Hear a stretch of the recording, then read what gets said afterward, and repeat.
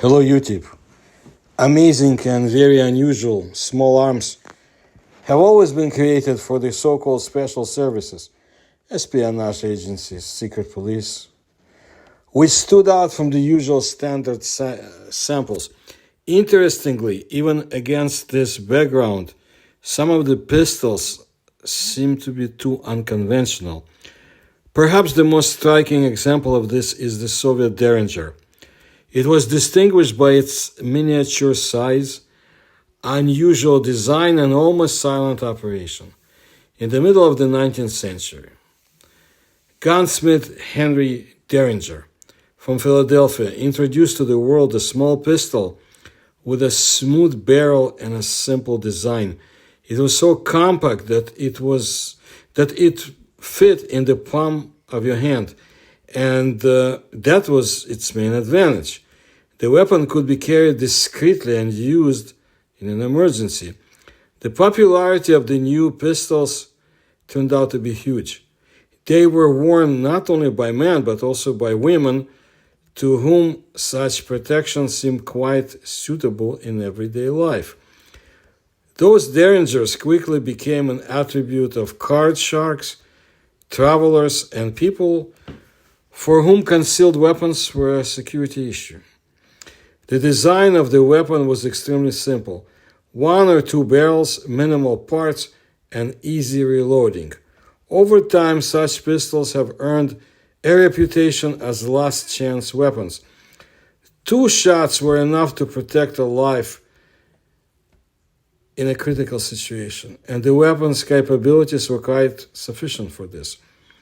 The Derringers were used at point-blank range and a very short range. Gradually, they became part of the American culture, and there were quite many uses from them, from self-defense to duels and assassinations. The most famous story related to them was the assassination of U.S. President Abraham Lincoln in 1865. Well, by the end of the 19th century, such pistols began to be replaced by larger caliber pistols, but Derringers did not completely leave the market. Small, simple, and effective at close range, Derringers are still used for their intended purpose. It was they that served as the prototype for the mysterious SMP. The history of that Soviet Derringer began in the late 1960s, when the famous Tsni Tochmash designers received an unusual order.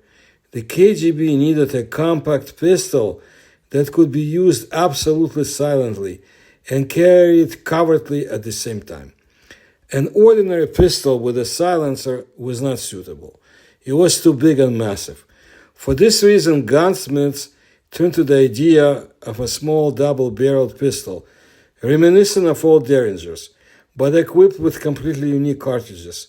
The MSP, short in Russian for the, let's translate it, small-sized special pistol, really looked like a miniature keychain pistol: two barrels, a folding frame, and an extremely simple design.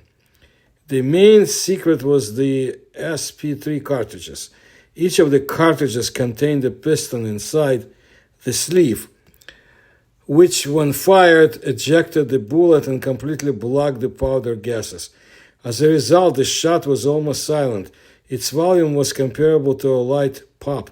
There were no flashes, smoke, or the characteristic smell of gunpowder, which made the SMP ideal for covert operations. The compactness of the pistol was amazing. It could easily be hidden in a jacket pocket, and the weight allowed it to be worn constantly. This was important for the security and espionage agencies.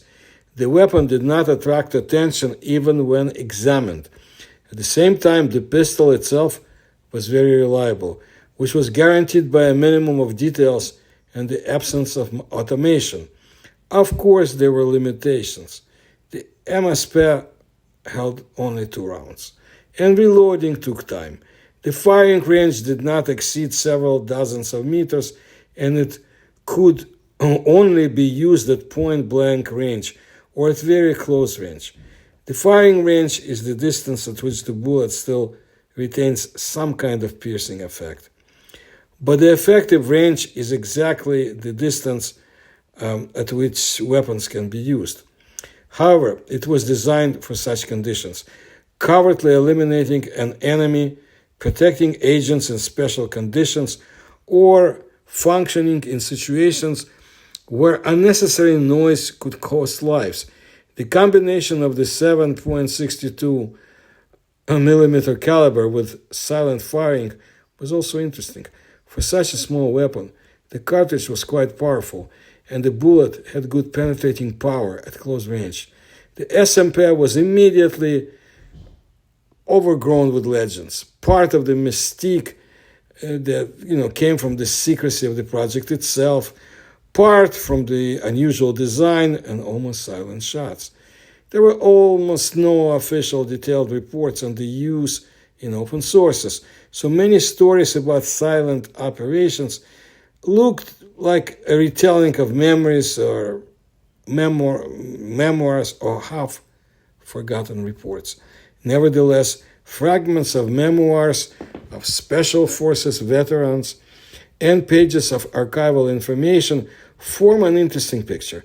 For all its limitations, the SMP proved to be very useful in cases where secrecy was in the first place and unnecessary noise could easily disrupt the entire operation.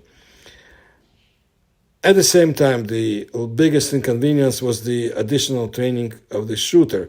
The pistol was too unusual, and there were only 2 shots, so it was necessary to act for sure. The Russian Derringer was accompanied by a lot of rumors. For example, it was said that SMP were massively used by the special services of other countries. For the most part, these rumors were far from the truth. Although there was some interest in SMPs abroad, it did not reach widespread export, and the production itself could not be called massive.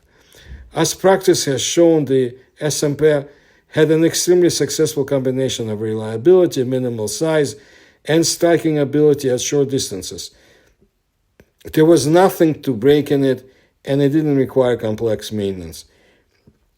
The Russian Derringers are the OSA, civilian and police versions, and the ultra-compact Aegis for 2.18 millimeter cartridges. It was said that they perfectly knocked down the attacker's legs, even in sturdy clothing. But this was when the cartridges were with steel core. The current ones are no longer taking people down. Now miniature pistols are experiencing another surge in development, apparently. They are produced in a number of countries, and interest in such pocket pistols has grown noticeably. Each manufacturer goes their own way. Someone focuses on a powerful caliber, someone on the convenience of wearing the pistol, and someone tries to surprise people with an unusual layout capabilities. At one time, tiny pistols gained an impressive reputation despite all their flaws. As a result, a lot of attention is still being paid to their development, as you can see, mainly for self-defense. And some of the resulting copies may surprise even experts.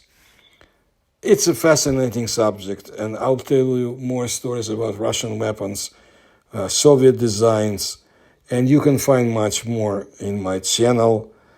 And just go by the word search guns and Spetsnaz, and you will find a lot of interesting stuff. That's what I wanted to let you know today. If you like my videos,